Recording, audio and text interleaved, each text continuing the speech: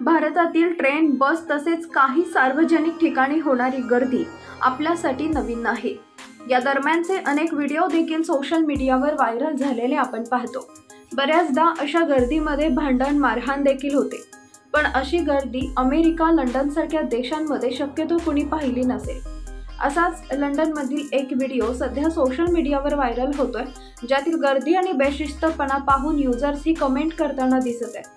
हा viral video x, पूर्वीचे ट्विटरवरील @UB1 UB2 west London Southall या अकाउंटवरून शेअर करण्यात आला असून यामध्ये तुम्ही पाहू शकता की लंडनमधील एका बस स्टॉपवर बसमध्ये चढण्यासाठी नागरिकांनी प्रचंड गर्दी केली आहे। यावेळी लाईन न लावता सर्वजण बसमध्ये चढत आहेत। यामध्ये काही वृद्ध महिला देखील बसमध्ये चढताना दिसत आहेत।